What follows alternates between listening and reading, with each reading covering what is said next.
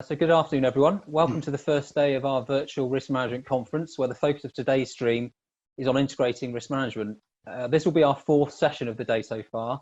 So if you weren't able to catch either of the keynotes this morning, or Dr. Neil Patrick's session on whether the coronavirus pandemic is a black swan event or just poor risk management, then these sessions have been recorded and will become available to view as part of our on-demand conference content in a day or so. So simply navigate to the forum website at forum.turnkeyconsulting.com to find them and other on-demand content available for your consumption. By way of a quick introduction, my name is Mark Jackson and I'm the Practice Director for Integrated Risk Management at Turnkey UK, and I'll be your host for our next session, which we've got coming up for you right now. So I've been involved in the area of security, risk and controls for almost 20 years now, and my experience ranges across the design and implementation of security solutions, the review and guidance over internal control frameworks to satisfy both internal and external regulatory requirements, as well as advising clients on their GRC solutions in pursuit of a truly integrated approach to risk management. So it's my pleasure today to welcome our guest speaker, Paul Thomas from BAT, who will be discussing and taking you through their journey towards integrated risk management. Before I hand you over to Paul, I just wanted to recap what we'll be covering during this session and hopefully reconfirm your expectations. So every journey has to start somewhere, so we'll be taking a look at what those initial steps look like for BAT. In addition, no journey is without its challenges, so Paul will also talk you through the types of obstacles BAT have faced along the way and things which they have learned through their own experience, and this hindsight can benefit those of you looking to embark on a similar journey.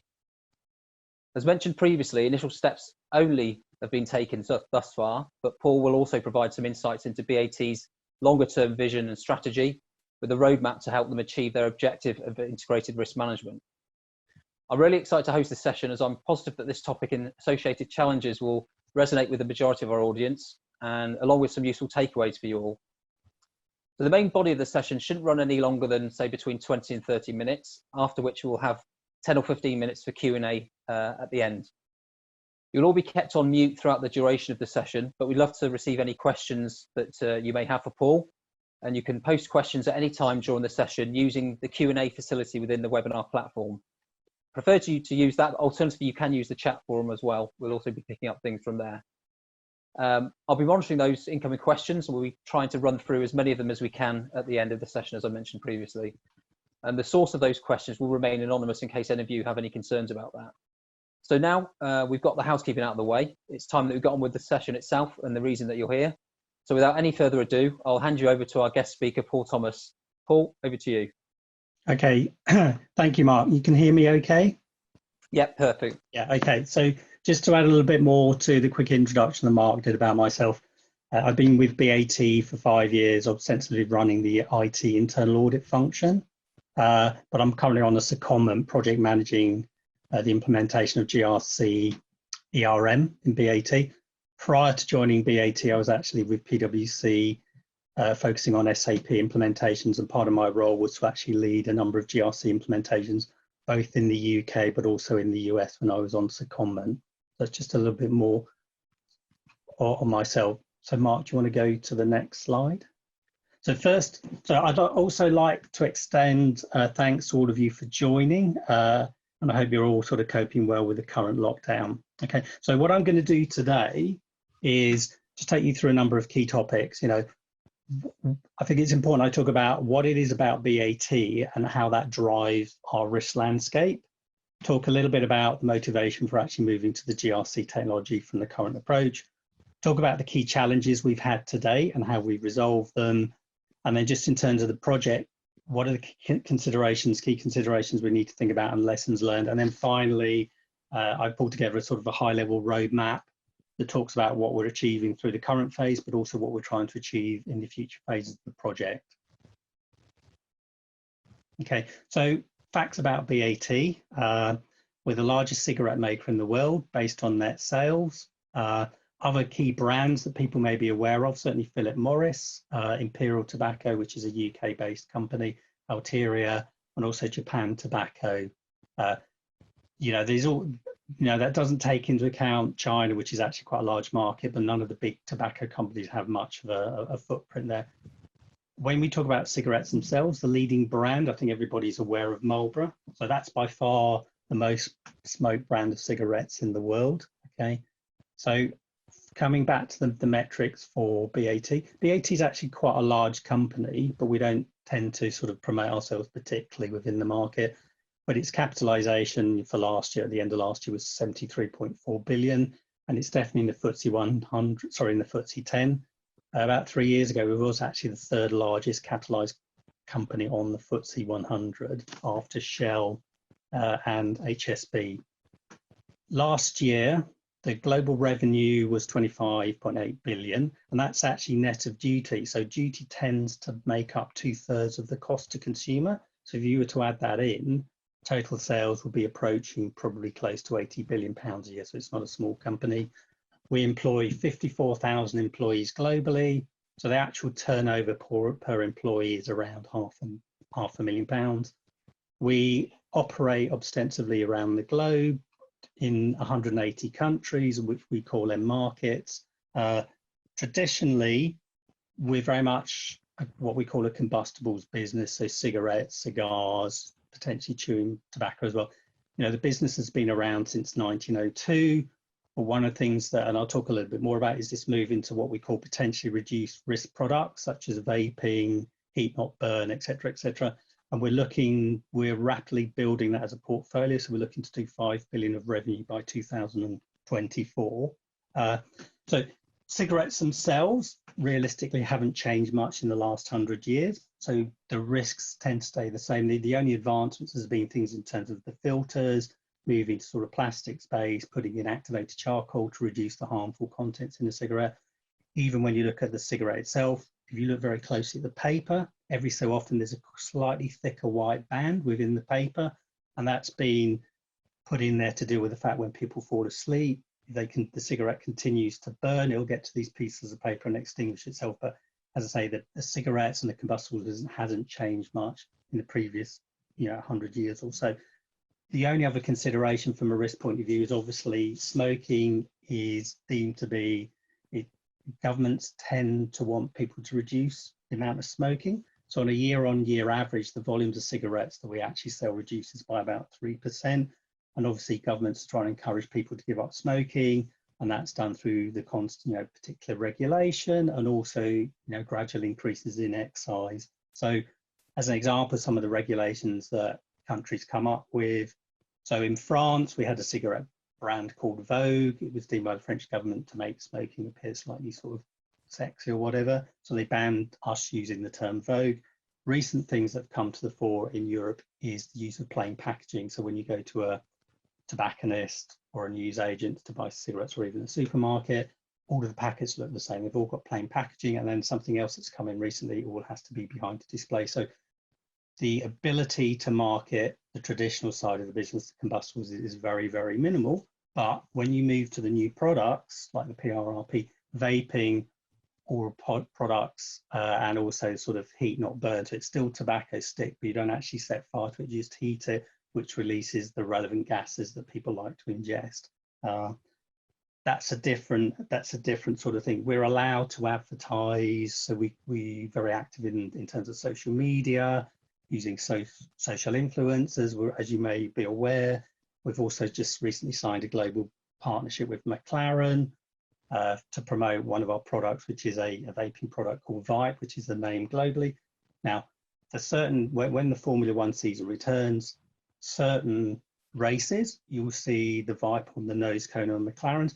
Where there's countries where it's banned advertising of these vaping products, what we tend to do is allow certain partners such as 7-Eleven to use their logo on our cars. Okay, so that just gives a bit of a point of view. And then the final thing that I think is important is we're also in scope for SOX as well, which means that we have to adhere to certain controls and around risk assessments, et cetera, et cetera. Okay, so Mark, do you want to move to the next slide? So the current risk management process. So the process that we currently use works really well. It's effective, but the reality is what we're doing is we're using lots and lots of completion of Excel templates, which means it's incredibly manual and very cumbersome to operate.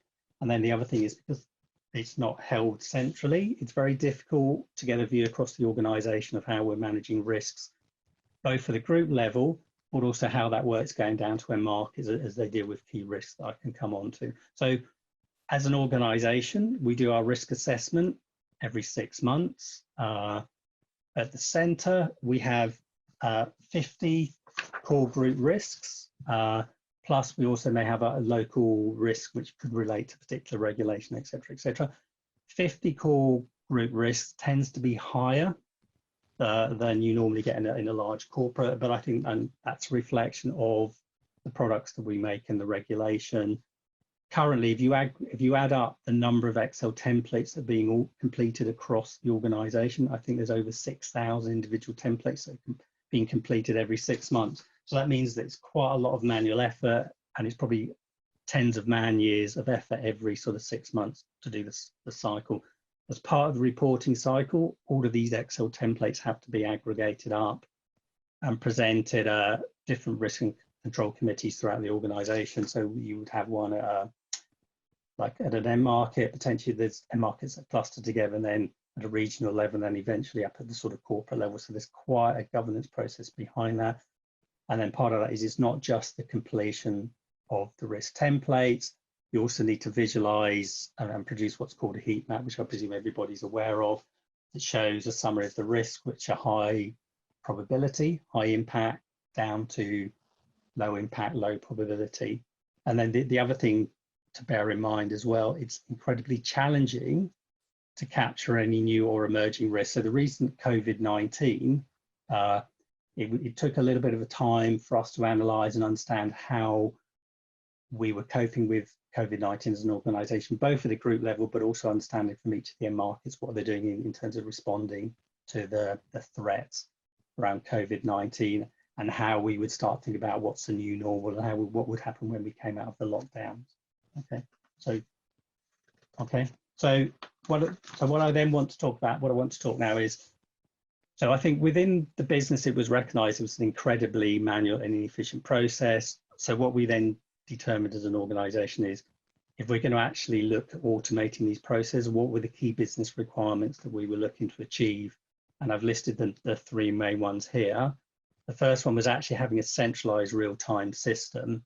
So obviously, if you think about it, if we can then take all of those Excel templates and put them in a central database, and we'll be able to actually analyze the data, you've got a single point of access and a database for real-time information. So not only will that eventually save time of compiling all of these Excel spreadsheets on a 6-month basis, but one of the other advantages, we can use the system to send alerts to individuals to chase them up to make sure they complete the templates and submit them on time. The other thing that the system will allow us to do is, when we're going through the next risk cycle, we always ask the people participating or actually completing the templates to take into consideration the group risks first. The system will allow, having a system will allow us to push those risks down for active consideration throughout the organization. The other thing about it is having a centralized system means that you get much more consistency around the language that people are using. So what we tend to find is that when you analyze some of the risks down at a local level, whilst they're expressed as a local risk, the reality probably is associated with a group risk. So having a centralized system will reduce this long tail of local risk and much more active consideration of the group risks. And then just the other thing is, having all of the data available, it allows the different lines of defense to actually utilize that data. So for instance, internal audit, when they're structuring the reviews that they do, they may go to an end market, or they might review a particular function. They like to understand what are the risks that have been identified by that country or by that function, such as legal, so that they can understand what are the key risks that they need to be looking at when they're doing an audit. So that's something about the centralized real-time system. The other thing is, obviously, as an organization, we look at risk at a group level. So we need to come up with a total number in terms of the impact, which currently at the moment, that's assessed at the center. But some of these risks, say such around sanctions, you can form a view at the group level, but it's useful to make sure that when those are being assessed at a country by country level, those numbers, you can aggregate them up and make sure the number that we're thinking at group actually corresponds with the number when we're actually adding up the underlying individual countries' view around their exposure, as I say, to risks such as sanctions. Okay, so then you get this alignment of bottom up, top down. And then the other thing about it is actually having the numbers allows much more accurate assessment of scoring, because you've actually got quantitative data that you can use to actually make sure you're assessing the impact correctly, rather than previously, which was much more judgmental. And then the final thing to talk about is, now that you've got this central database, you've got much stronger reporting capabilities. So it means that the system will automatically generate the risk templates, but it will also automatically generate the heat maps as well, that can be used for all of these different governance meetings, the local risk and control committees, the regional audit committees, and the corporate committees, etc., etc. The other thing is, if you've got standardized reporting, you can start to do much more meaningful comparison between different countries, different regions, in terms of how they're actually managing risk across the organization. Okay. And then another thing with having the data, it allows, so someone at the center who would be, say, responsible for particular risk around sanctions, like the head of sanctions globally, can go into the system and he can drill down and look at how particular end markets that he's interested in are actually dealing with risks, the risks around sanctions, and whether or not they understand the risk correctly, but also when they're looking at the mitigating controls or activities they're putting in place, whether they're aligned in terms of what the group expects them to be doing. And then the final thing to talk about is, yeah, one of the things we're aspiring to do. So for the first phase is just to actually digitize the existing process. But there are a number of lines of defense, such as, you know, internal audit. We have a business controls team. We have our environmental health and safety team. They're all very keen to see how they can actually come onto this platform, and we can then eventually get to a point where we've got a combined view of the assurance across the organization. And you have all of the different functions working together, where we're working to a common set of risks, and then people can look at how those risks are being validated by the different functions to make sure there's no gaps between our compliance activities, but also to make sure there's no duplication of effort. Okay. Right, so I've talked through about the sort of key design principles we're looking to do. So how does it actually work in terms of the actual technology itself, and how we're going to use GRC? And that splits down into four elements of functionality in the tool. The first one is around the organizational structure. So we already use SAP GRC for access controls and process controls. So for process controls, we already use an existing org structure, which from the top down, you've got the group, then which splits down into region, then into particular clusters of countries, or what we call DRBUs, and then finally down to a country level. Okay, so you can use that one dimension to give you a view on the data, but the other thing that we also do, and what GRC will bring, is this use of tags, and we use those in two different ways. So while something, and I've talked previously about sanctions, that's a risk around regulation, so it's a legal risk. But other functions that we have are things like operations, which is the manufacture of the things like cigarettes, but also the new products such as the vaping devices. We also have things like a marketing function as well. So for each risk, being able to also assign that to one of the key functions, whether it's legal, marketing, operations, IT, etc., allows us to get a different dimension. And then the third dimension that the system will bring to us is being able to look at it in terms of the products that we produce. So, for instance, one of the key risks for us is excise, where governments are raising tax on the cigarettes. So there's a lot of excise on cigarettes, but you don't currently get any excise applied to the new products such as vaping, etc. Similarly, so the vaping devices, what they're doing is they're actually heating the liquid to produce the sort of vapor that people ingest.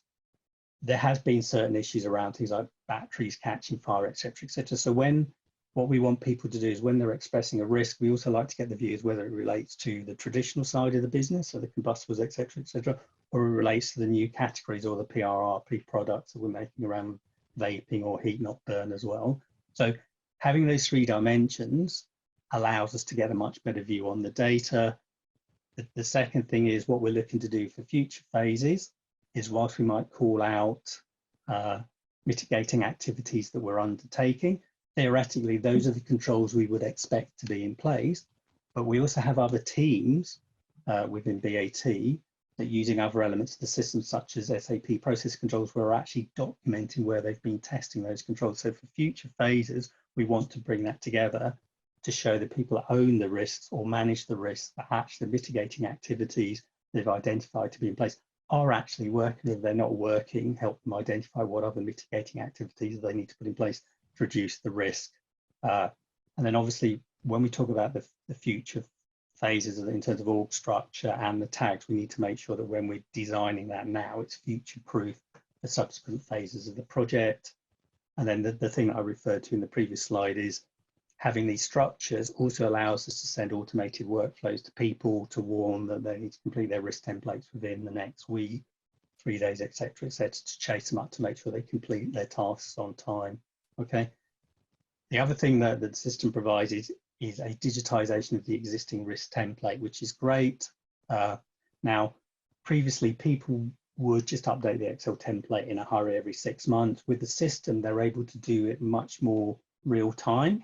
So if they identify a new mitigating control between cycle, mitigating activity, they can go into the system and actually document it on a more meaningful thing. And then obviously the thing about the risk templates and how they're set up, it also supports multiple reporting, different sort of views of the data, and also allows us to drill through, as I said previously, through these dimensions. So you can look at risk in a particular region, or you can look at risks that just purely relate to legal risks, or finally risks that just relate to our different product categories, so vaping or cigarettes, etc., etc. Okay, so that's risk templates. The other thing that the system will do, it will automatically you can set things up on the system where you can use workflow. So at the beginning of the cycle, you can chase down particular entities and give them the timeline, saying the cycle starts on this date, you need to complete your work 4 weeks later, and we can assign workflows to the different levels of access that we have in the system. So a risk editor will be the person that is actually responsible for updating the template on the system, so we can alert them at the start of the cycle that they need to go in and update their template, and we can also attach a link to the relevant email that the system generates that links through to the risk that they need to update. The risk champion is the person that's responsible for making sure for the cycle that all of the templates are completed and the relevant pre-read papers are produced for the different governance committees. The risk approver is just a segregation of duties thing. Once the templates have been approved at an end market or a country level or a cluster level or at a regional level or at a central function, the risk champion will then notify the risk approver, and the risk approver can sign them off on the system. That notifies the central team that everything's available for aggregation. And then finally, there's an awful lot of people that, whilst they don't want to interact with the data on the system, they want to be able to display it. So we have this fourth role around risk display. Okay, so and then obviously the other thing that works, this is about workflow, allow tracking of the progress of risks through the cycle. So at any point in time, we can ask the system where the different functions or countries are on completing their returns, how many of the risk templates have actually been completed for that particular entity, and as necessary, we can chase them up through the use of workflow just to improve, make sure they complete on time. And then the final thing that I sort of touched on is the beauty of what is that, for instance, within a particular region, we might have, say, 20 end markets. Now, there will be certain group risks that are consistent across all of those. So, things like excise, so they will complete an individual template. Just for an example, they may assess the risk around excise is £10 million for that particular country. If each of those 20 countries assess it the same as 10 million, the system automatically aggregates up. And at the moment, what we're taking is a very simple approach. So it's 20 times 10, which at a regional level, the risk or the impact around something such as excise is deemed to be £200 million. That allows the regional management to review that number and see whether it's aligned with their expectations, whether they, the regional level, see the exposure as 200 million, or whether it's 300 million or actually 100 million. But by then identifying there's a bit of a disparity from the top down or bottom up, they can then go and investigate as to whether or not the end markets have fully understood the requirements, or in fact at the regional level have the wrong point of view. Okay, now if at the end of the day the region don't agree, or someone at the higher level doesn't agree with the actual aggregation number, they can automatically overwrite it for that particular cycle, but for the next cycle it kicks in again. But obviously through this process we would expect, you know, constant and iterative refinement of the numbers so that you would get to an eventual point where the top-down view on any risk is met by the bottom-up aggregation from the underlying end markets or regions, etc., etc. And then something we're talking about going forward is, you know, this is the first time we're using aggregation at the moment, so it's a simple 1 + 1 + 1. But obviously, certain countries have got a much higher profile because of the market. You know, they actually sell a much larger volumes of cigarettes, say, than other countries. So we're also starting to think about whether or not we can apply percentages in terms of loadings, but also percentages like of likelihood, etc., to give more granular, meaningful methods, different methods of aggregation and the assessment of residual risk for the future. Okay. Next slide, Mark. Okay, so what, you know, to summarize, what are the key challenges and to some extent the benefits from the project today? I mean, the key thing here is we've moved from what inherently is a very manual process to bringing around across the organization. We've probably got about 400 new users that we need to bring onto the GRC system. And therefore, there's quite a lot of detailed planning involved around that. You know, you're talking about not the 400 people are the people that are just going to update on the system, but obviously you need to talk to their bosses and to their bosses' bosses. So we've got very detailed planning and ongoing engagement with the key risk stakeholders throughout the business to take them through the journey that we're on and make sure they're positive in terms of the benefits that we'll bring. The other thing is we will obviously need to load all of those Excel templates. So from the cycle we did earlier this year, so not 6,000 templates, potentially we're taking a much smaller set, but we're still looking to load around 2,000 templates.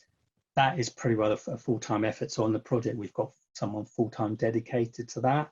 The other thing that using a system does, it reinforces the overall risk management process as well. So I think with the manual process, people sometimes they cut corners or there's missing information, and the system will certainly improve the way that is. And as I say, you know, there's these 400 users.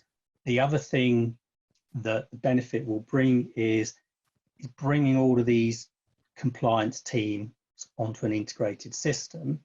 So, but as part of that, a lot of the core information on GRC is shared. So for instance, we would use the organizational structure for reporting purposes, but there's another team that are also using GRC PC for pushing out questionnaires and controlled attestation work as well. We need to ensure that the shared hierarchy works for both of us. We've been having long conversations with the other team to make sure that works. The other thing to bear in mind is, you know, the technologies around GRC now and how that can be integrated into other products. So obviously SAP GRC works really well with, but there's a lot of, you know, a lot of new global products now, such as Salesforce. You can integrate those into GRC. You know, and sometimes you can do that as standard plugins still, but it still takes a bit of work to get the two systems communicating effectively together. And then the other thing we can talk about is there are part of these other teams have their own compliance systems as well for things, you know, such as CyberArk, or where we're looking at the particular cyber risks. The legal team themselves obviously have to assess compliance as well. They have their own automated systems. We're also looking at how we can establish the links to bring those in to give a joined up view in terms of risks, control objectives, but also the validation of controls. And then the other thing I just wanted to talk about is currently ERM is a good tool functionally, but the sort of reporting that it produces from a BAT point of view, we don't think it quite gives us what we need in terms of the visualization of the heat map for the risk and control committees, because we like to have the names of the individual risks within, you know, the heat map, and also something around the changes. So has it increased in impact or likelihood since the last cycle? It's still on track. So what we're looking to do and what things we're working on is taking some of the output reports currently from GRCRM, putting into Power BI, manipulating the data to create the sort of heat maps that we traditionally produce for all of these governance committees. Okay, so what are the lessons learned from phase one? I think, you know, across the whole of the project, you really need to have a clear vision on what it is you want to achieve across the life cycle of the project. The most important thing is to keep it simple, try not to be too ambitious. So for the first phase, it's just purely a digitization of the existing process, and that's challenging enough. Now, I can't emphasize it enough. Don't try and do it all at once. And the other thing is, as you start to talk to key stakeholders about what the value that the system will bring, they tend to get very excited and then want you to do more and more. So you have to manage people's expectations and not allow scope creep. And then any future things that people want to do, just include it in the next phase, because you'll then get actually very good support for the next phases anyway. You need to take your time to carefully plan and monitor how you're progressing against that plan and make sure you keep it on track. Regular communication with key stakeholders, project boards, other teams that are using GRC as well, but also just in terms of outlining to the whole of the business generally on how you're doing and things like this, just to publish regular newsletters. The other thing is to ensure that you choose the right implementation partner. So, I mean, we've been working with Mark now for about 5 or 6 months. And to be honest with you, from my point of view, I found Turnkey to be a really good systems implementation. They've been really effective in terms of partnering on what we're trying to do with their technical knowledge, aligned to what we bring, what I bring in terms of what are the business requirements. Another thing is just to have a dedicated and full-time team. You need to focus on this 100%. You can't be doing 50% on the project and then 50% on something else. And then the other thing is, once you've gone live, you've got all of these new users to the system, you need to make sure you've got a proper plan on how you're going to effectively support the hypercare, because potentially you could get 400 individuals coming up with multiple questions per day. And then the second thing is, whilst we're focused on the current phase, we've already started planning for subsequent phases in terms of what we want to do. So, I mean, just at this point, Mark, I mean, these are just lessons learned from our current phase, but from a wider Turnkey perspective, is there anything else that you can add to this slide? Yeah, sure. Thanks, Paul. So I think there are a couple of lessons learned which I think are really important to bring to our attention, which help to give yourself the best chance of success really for these types of engagements. So firstly, I think you need to have sufficient time with the enterprise risk management team within the client that you're working with. As you shouldn't be doing it for them, but rather you should be doing it with them.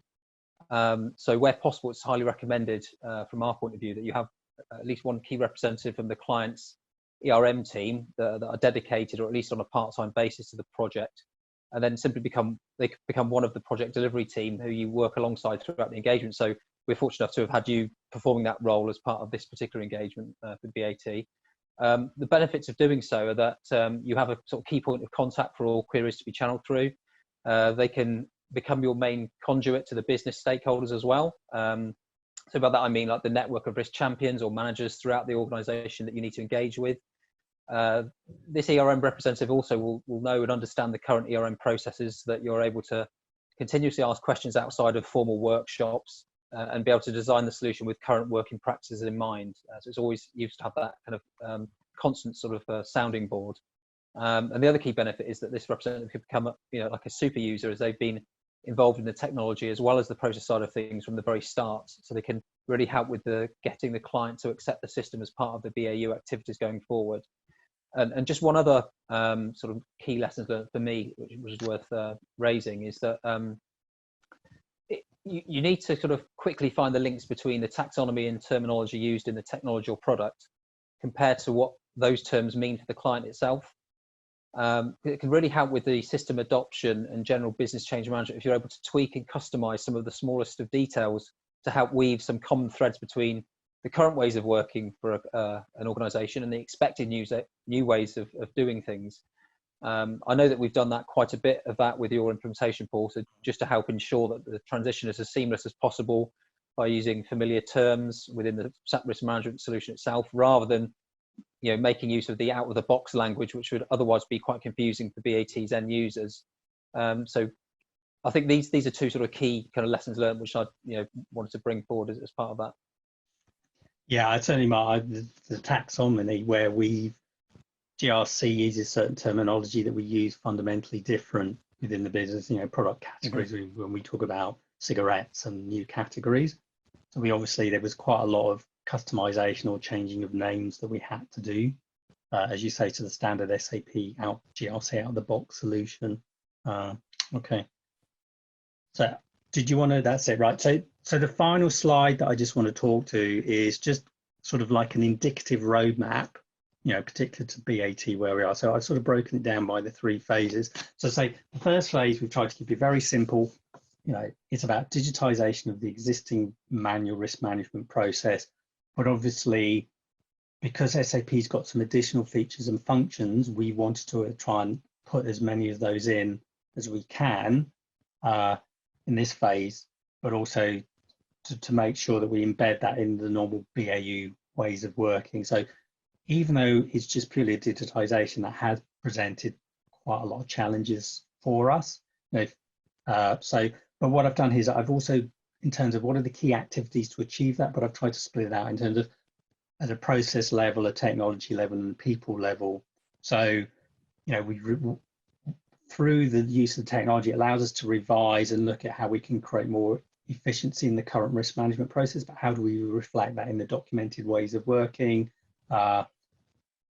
We obviously, one of the things we talked previously, we want to make sure people follow the process consistently, because previously people tended to do different things in different locations. So the system enforces that standardized process, and obviously also enforces the system. We can monitor how people are doing.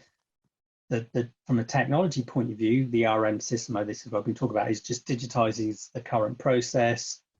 Everybody you talk to just thinks this is a great piece of technology. They recognize that as we're moving from manual to a technology solution, there is going to be a bit of a challenge with the current cycle because we need to train people, et cetera, et cetera. But once we've got over the hump of the next risk cycle, certainly for next year, they see a lot of value from the technology, both in terms of the speed and the efficiency of the process, but also the data that's available for people to now look across the organization. And then obviously what we're building on is also the existing use of SAP GRC within the organization for access controls. From a people point of view, we need to make sure that people are fully comfortable and proactive in using the technology. And that's probably actually the biggest challenge, bringing people on the journey. But the other thing that we're doing is we're going to keep, so all of the user guides, as we do the training for the people, we're going to do that via Teams because the people are, in 180, potentially 180 different countries globally. We'll do the training in Teams, but we'll record that. And then what we'll do is we'll put all the recordings of the training sessions on a SharePoint site. And then the other thing that happens is because we've been spending a lot of time talking to the people in individual regions or end markets about what they're trying to do, it has actually created a much stronger risk management community anyway, because you're talking to them regularly. So that's another positive. So people therefore feel involved and they're much more positive about what the new system will bring. So that's sort of phase 1. Future phases that we're looking to do. So phase 2 will probably start around the beginning of October. When within the existing templates where we're asking people to actually include, assign the risk to a particular driver, reality, that's a root cause. So when we start looking at the particular drivers and how they impact or how they use a particular risk, we can start getting a much better correlation around risks and how they work with one another. We want to start using key risk indicators, and then as per sort of UK governance requirements, we have to do an annual statement around what's our risk appetite. We'd like to start bringing the concept around risk appetite, whether a risk averse risk, we're prepared to take risk, et cetera, and start assigning that to particular risk. So improving and integrating the processes much more effectively. I've talked previously, we want to start linking the risks in the RM module to some of the control activities that are being undertaken under access controls and process controls, to the concept of risk harmonization, so you can start to validate that the activities identified to mitigate a risk are actually working effectively. Talked previously about the linkage to the other compliance systems that are available. We use Archer, for instance, within the IT security function. I've talked previously about CyberArk for cyber. And then the other thing is other lines of defense, such as environmental health and safety, also want to start to think about how they can use the tool as well and start onboarding it in and supporting their processes. From a people point of view, having a real-time system, all of this should embed a stronger real-time risk culture. The other thing that we're looking to do is we're using the traditional SAP screens, which aren't particularly user-friendly, but with the concept of Fiori, all you do is you go into a front screen and you click on a particular tile, which is much more engaging and easier to use to navigate people through to their relevant piece of risk management that they need to work on.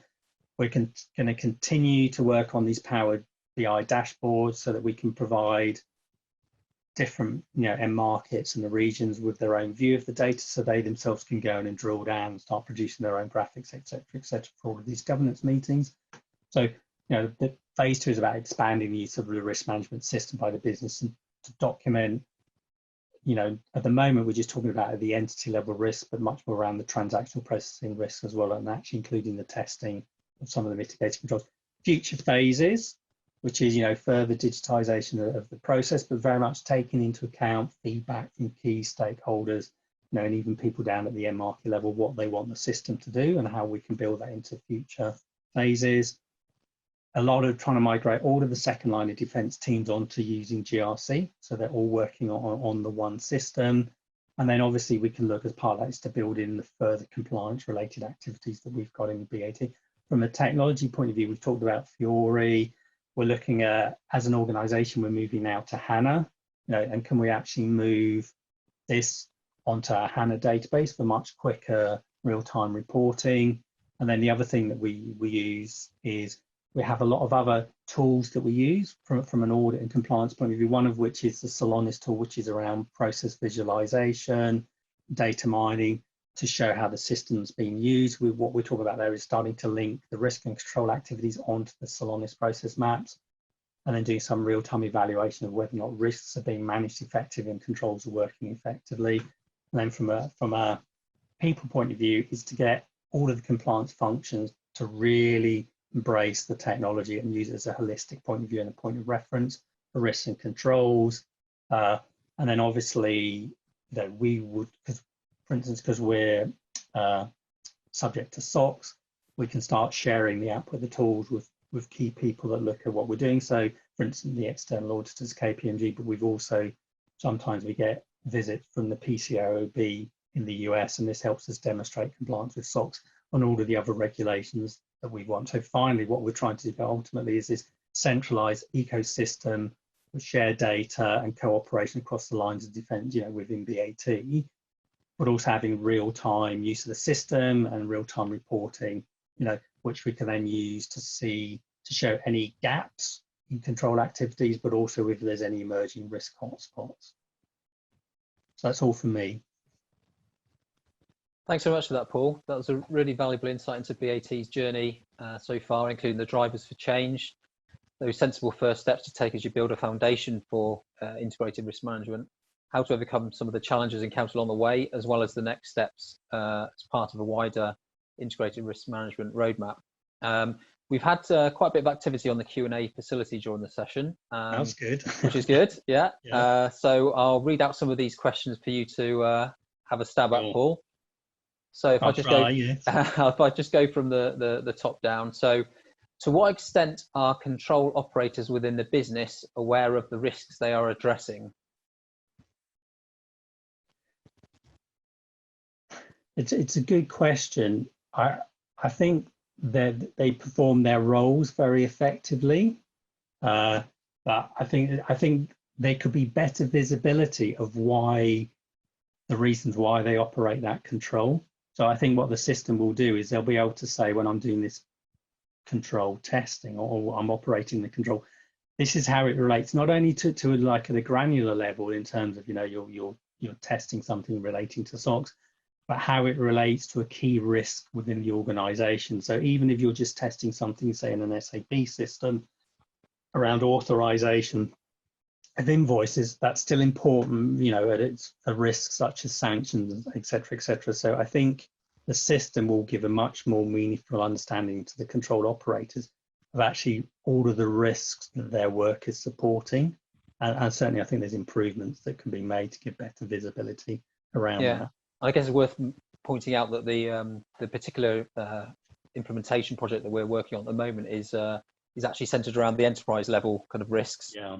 Whereas the operational kind of risks that sit at the business process levels are being managed by process control at the moment within your business controls team. But as a latter part of the roadmap, we are looking to get that integration between those two systems, aren't we? Yeah. So I think in the deck when I talk about risk harmonization, that's when you start linking risk management to PC, and that's when you do get this association that you've just said, Mark. So that's interesting. When you talk to key stakeholders, they're very, very keen to see that put in as soon as possible. And to be honest with you, there was a real big push from some quite senior people in the organisations to get that in for phase one, but that just wasn't going to be possible. But certainly it's going to be on the table for something that we'll start doing in October, definitely, because people are very, very keen to see that association with the controls to the risks, to actually validate that the risks are being properly managed and mitigated. Okay, the next one is kind of three parts to it. How much time was needed to complete phase one? Obviously, we're still in the completion phase of that at the moment, but how many people were involved, and what was the key challenge from a project management perspective? Well, I think realistically, Mark, we started probably, I think, beginning of the year, because I came on board at the end of Certainly January. On the requirements gathering, so that kind of phase zero, I guess we call that. Yeah, phase zero, but I think we kicked off in earnest at the beginning of January, and obviously we're going live sort of less than 6 months later. I mean, from my point of view, that's been quite challenging, to be honest with you. Probably now, since we're about to go live in a month's time, we'll probably do it in another month. But then maybe that's also, in terms of the size of the team, obviously we've got 3 people from Turnkey, and then you've got myself and a couple of other people from BAT involved. So you've almost got a team of 5 full-time equivalents. Mm-hmm. I think probably on reflection, given the time scale and the size of the team, you could do with, on reflection, 20% more, 20% more time, or 20% more people. But I think it is doable within probably, I think the minimum is probably 6 months, to be honest with you. And I think depending on the size of the organisation, and the key thing is the amount of data to be migrated. I don't think a team of less than 5 is realistic for a large UK corporate. Yeah, certainly in terms of I agree that business engagement started right at the start of the year, certainly to get people on board. In terms of the actual, if we look at the project plan, that kind of kicked off with the design workshops at the start of March. It seems a long time ago now. It was just before we entered into lockdown, and time seems to have no kind of meaning since then. But so we're probably looking in terms of the actual implementation. It's kind of like 4.5 months elapsed time. But you're right. There's that a lot of business engagement up front, and there was that phase zero, which was the requirements gathering as well. End of last year, beginning of this year. I mean, just to add, I mean, it's a fair point, because when we first started, I mean, we'd envisaged just being locked in a room together. And then if we needed to engage with any key stakeholders, because they're based in the building, we could just run along and grab them and get the info that we needed. But it's been quite challenging working from home, both from a team point of view, just because if you're sitting in a room, you can ask questions there and then, but we've had to be more structured. I think possibly it's made it slightly more inefficient, to be honest with you. So in an ideal world, you could probably do it in 4.5 months, but I think in the context of COVID-19 and the lockdown, I'd still stand by the fact that realistically should really have taken probably 6 months or so. Mm-hmm. Yeah. Okay. Was there any resistance to investing in enterprise risk management software? If so, was this overcome through the estimates of efficiency savings as an ROI calculation? I think everything has to have a business case and it has to be justified, to be honest with you. But I think there was 2 things to it. So purely from a financial point of view, the costs, I mean, we already have the software as an organization. We have a global license with SAP. So I think we tend to have, so we didn't have to buy the software. And then in terms of the implementation costs, obviously we've been very competitive with that. And obviously Turnkey have given us a good deal. And it's up to you whether you want to say the amounts, Mark. But I think, but given the savings in resource and things like that, it was obvious that a return investment was very strong. But also this whole project is being sponsored by the CFO, and he's very evangelical. He thinks beyond just the financial numbers. He can see that this system will enforce a much more rigorous understanding around risk and control. And ultimately, he's the chief risk officer as well. So it wasn't necessarily so much financial. I think everybody, the more senior the people, they understand the necessity to have a very strong risk management process integrated. So, yes, the financial benefits were there definitely, but that wasn't necessarily the key consideration. It was just the understanding within the organization, because we're so complex. Running this through a variety of Excel templates is just not sustainable and doesn't really give the right quality of risk management that a technology solution does. Okay, next one is, who are the risk owners in the business? It's a good question. So it's interesting. So ultimately, the risk owners, certainly at a corporate level, are all members of the management board. So the head of legal, the head of the chief marketing officer, the head of what we call Lex, head of legal, the CFO himself, the head of operations globally. So all of the people on the management board, the head of IT, those tend to be the risk owners, management board. And then even at a lower level, we also have what we call risk managers as well, but they tend to be very senior people as well within the organization. So the right people own the right risks. And even when you go down to a country level, it tends to be what we call the general manager for that country owns the risk and is responsible for making sure that those risks are properly managed. So as a BAT point of view, we take risk very seriously, which again supported the fact that when we were talking about this technology, all of those senior people saw it as a really good idea and something that we need to be moving forward with. Another one is on what's the expected resource impact to maintain the whole setup throughout the centre, plus first line of defence and second line of defence? As part of a BA, as you move into BAU, I guess. Yeah, I mean, I think we tried to set it up so it's simple to maintain. So obviously there's a lot of effort to get it up and running. But once it's up and running, theoretically, it's self-service for the people that need to update the risk templates. The only things that need to change is obviously people move within the organization, they join the organization, they leave. So the risk champions and the risk editors, but we have a standardized process that when you're new to the organization, when you're changing role, it's self-service. You then need to go onto this central portal that we call Tech Deck, and you just go in and you request the new access that you need. All that happens there is, so someone wants access to the profile for a risk editor or whatever, comes to the central team, because we own the profile globally, we just click on that. The other thing that we do in terms of, as you're selecting particular fields within the template, there'll be some drop downs that you can choose, like drivers. So there might be some maintenance of those drivers. So if we come up with a different root cause, we want to add it in, potentially is that. But we're working on the principle that overall, to maintain the system, the central ERM team is probably no more than one full-time equivalent per annum. But that's with the right level of support from IT that's supporting the underlying infrastructure. Sure. Yeah. How have BAT adapted, or how do you plan to adapt your risk framework to the pandemic? Well, I mean, I can talk more generally. I mean, within BAT, we saw it as a black swan event. So we would recognize that there might be a pandemic in a particular location and in a particular region, but we didn't anticipate that it would happen globally. So therefore, we hadn't captured that previously in the risk register. So what we did was we then, as soon as it came up, we then asked each of the central functions and each clusters of their markets to actually complete a standardized template for them to document what they saw as the immediate mitigating activities. So things like making sure that when staff are working remotely, they have access to the right systems and the networks and things like that.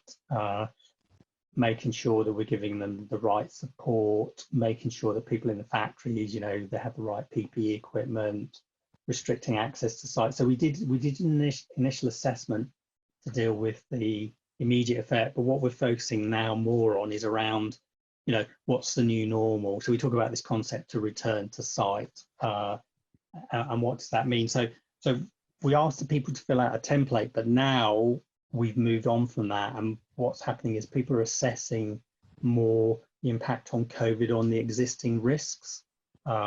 So we responded initially as a black swan event, but we're now looking at, as the lockdowns are being reduced. So the marketing, the reps, how are they going to go around and start selling cigarettes? But how do they do that? Do they need to wear protective equipment, et cetera, et cetera? So I don't know whether that quite answers the question. I think that does in my view. Okay. So thanks for all your questions, guys. There were some really interesting ones posted. I'm afraid we have just about run out of time regarding the Q&A section for now, though. For those of you with any remaining questions, then please feel free to contact me directly. Alternatively, we have a virtual assistant available on the forum website. So you should see that on the bottom left-hand corner of the screen. Which you can then post your questions and we'll get back to you as quickly as we can. In terms of what's coming up next, we've got Jason Method will be talking you through the psychology involved behind decision making, which can help you to create a compelling business case for your risk management initiatives. That should be a really interesting session coming up at 4 p.m. this afternoon. As always, you can still register for all the upcoming sessions right up to the last minute, so please go ahead and visit the forum website and sign up for those sessions, as well as those topics in tomorrow's conference stream, which will focus on maintaining control, whereas Thursday's stream will focus on securing the enterprise. Also, please remember that the on-demand content is also available for you at your own convenience as well. And lastly, again, if you've got any questions, just if you'd like to understand a little bit more about any of the IRM topics that we've heard today and how Turnkey may be able to help you, then please feel free to contact me directly using the contact details listed here, or alternatively use the virtual assistant on the forum website. So lastly, I'd just like to thank Paul again for a really valuable session. Appreciate your time on this. And I hope you guys enjoyed it. And we look forward to welcoming you back during the remainder of the conference. Thanks everyone, and take care. Yeah, so a thank you for me as well to everybody that attended. Thank you. Thank you, guys.